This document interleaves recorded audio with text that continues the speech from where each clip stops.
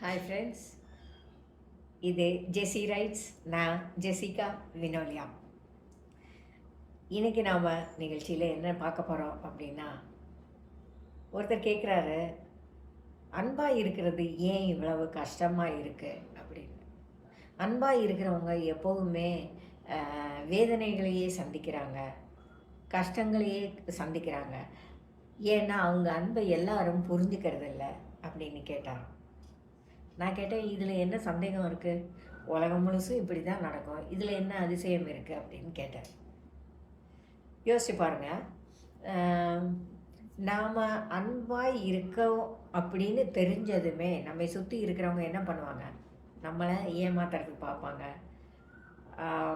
Misuse பண்ண பார்ப்பாங்க, exploit பண்ண பார்ப்பாங்க. சுரண்டல் தான் ரொம்ப ஜாஸ்தி ஆகுது. ஏன்னா அவங்க கோவப்பட மாட்டாங்கப்பா, அவங்க திட்டமாட்டாங்க, அவங்க ரொம்ப அட்ஜஸ்ட் பண்ணி போவாங்க. அதனால் கொஞ்சம் முன்ன பின்ன இருந்தால் கூட அவங்க ஒன்றும் அப்ஜெக்ட் பண்ண மாட்டாங்க அப்படின்னு சொல்லுவாங்க. அன்பாய் இருத்தல் அப்படிங்கிறது எப்போவுமே ரொம்ப ரொம்ப கடினமான விஷயம். அன்பாய் இருக்கிறது கடினம். அன்பாய் இருக்கிறவர்கள் எதிர்கொள்ளுகிற பிரச்சனைகள் ரொம்ப ரொம்ப அதிகமாக இருக்கும். நீங்கள் வீடுகளில் வளர்க்குற நாய்களை பார்த்துருக்கீங்களா? எனக்கு தெரிஞ்சு மிருகங்கள் எல்லாமே அன்பானவை தான். அதே சமயம் நாய் அதில் ஒரு எக்ஸ்ட்ரீம். தனக்கு பிடிச்ச தன்னுடைய ஓனரையோ தன் வீட்டில் இருக்கிறவங்களையோ அது அன்கண்டிஷ்னலாக லவ் பண்ணும், அன்கண்டிஷ்னலாக மனுஷங்களை நேசிக்கும். அப்படி நேசிக்கிற நாய்களை எப்படி நாம் நடத்துவோம் அப்படின்னு பார்த்தீங்கன்னா, ரோட்டில் நிறைய சும்மா சுற்றுறது நாய்கள் தான். கேட்க ஆள் இல்லாமல், சோறு போட ஆள் இல்லாமல், எல்லா நேரமும் கல்லடியும் கம்படியும் வாங்கிக்கிட்டு சுற்றுறது நாய்களாக தான் இருக்கும். இப்போ அந்த வெறி நாய்கள் கடிக்குது, அந்த விஷயங்களை நான் இங்கே பேசலை. அன்பாய் இருக்கிற நல்ல நாய்களை பற்றி நான் இங்கே பேசுகிறேன். இந்த நாய்கள் எல்லாமே யாராவது எடுத்து வளர்த்துட்டு, முக்கியமாக அந்த ஹில் ஸ்டேஷன்ஸுக்கெல்லாம் போய் பார்த்திங்கன்னா, நல்ல நல்ல நாய்கள் நல்லா வீடுகளில் வளர்க்கப்பட்டு அவங்க அந்த இடத்த விட்டு வெளியே போகும்போது நாய்களை அங்கேயே விட்டுட்டு போயிடுவாங்க.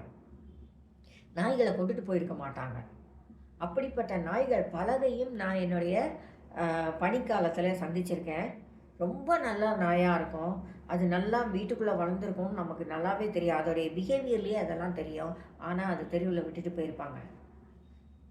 அது மாதிரி ஒரு ஒரு ஒரு கைவிடுதலை அந்த நாய் டிசர்வ் பண்ண வேண்டிய அவசியமே இல்லை. ஏன்னா அதுக்கு அன்பாக இருக்க மட்டும்தான் தெரிஞ்சிருக்கும், தன் குடும்பத்தை நேசிக்க மட்டும்தான் அதுக்கு தெரிஞ்சிருக்கும். ஆனால் அதோட வாழ்க்கையில் கிடைச்சது கைவிடுதல் தான், இல்லையா? இது ஒரு சின்ன ரேஞ்ச் உதாரணம்னு சொல்லலாம். இது பெரிய அளவில் மனுஷங்க வாழ்க்கையில் அப்ளை ஆகும். நீங்கள் என்ன நேசித்தாலும் எல்லாரும் உங்களை கைவிடுகிறவர்களாகவும், உங்களை புரிந்து கொள்ளாதவர்களாகவும், உங்களை அவமரியாதை செய்கிறவர்களாகவும் தான் இருப்பாங்க. அதுக்காக கவலைப்படாதீங்க. ஏன்னா நேசிக்கிறது என்கிறது அது அன்கண்டிஷ்னலானது. அது சிலுவைகளையே நமக்கு தரும்.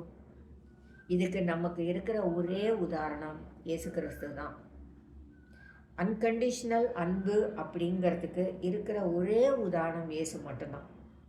அவரை போல யார்கிட்ட இருந்தும் எதையும் எதிர்பார்க்காம நேசிச்சு அவங்களுக்காகவே தன் உயிரை கொடுத்த வேறு யாரையாவது நீங்கள் சொல்ல முடியுமா?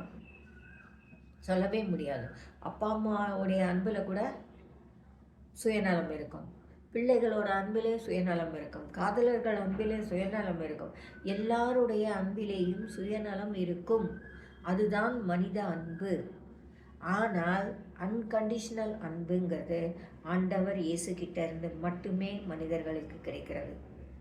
ஆண்டவருடைய அன்பை பெற்றுக்கொள்ள நாம் எந்த விதத்திலேயாவது தகுதி உள்ளவர்களாக இருக்கிறோமா? நாம் ரொம்ப யோக்கியர்கள்னு அவர் நம்மளை நேசிக்கிறாரா? நாம் நிறைய தான தர்மம் செஞ்சோம் அப்படின்னு சொல்லி நேசிக்கிறாரா? நாம் ஒழுங்காக கோயிலுக்கு போகிறோம்னு சொல்லி அவர் நம்மளை நேசிக்கிறாரா? எதுவுமே இல்லை. நீங்கள் எவ்வளவு தவறுகளை செய்திருந்தாலும், எவ்வளவு சோதனைகள், எவ்வளவு பிரச்சனைகளை உங்களை சுற்றி இருக்கிற ஜனங்களுக்கு நீங்கள் கொண்டு வந்திருந்தாலும், நீங்கள் எவ்வளவு பாவம் செய்திருந்தாலும், உங்களை ஆண்டவர் நேசிக்கிறார் அன்கண்டிஷனலாக. நமக்கு இருக்கிற ஒரே கண்டிஷன் என்ன? அவரில் விசுவாசம் வைக்கணும், அவரில் நம்பிக்கை வைக்கணும். மனம் திரும்பி நம்முடைய தவறுகளை அவர்கிட்ட சொல்லுறதன் வழியா, திரும்ப அந்த பாதைகளுக்கு போகாமல் இருக்க முயற்சி பண்ணுறதன் வழியா நாம் அவருக்கு நன்றியோடு இருக்க முடியுமே ஒழிய, அவர் நமக்கு காட்டுகிற அன்பிற்கு எந்த விலையும் நம்மளால் கொடுக்க முடியாது.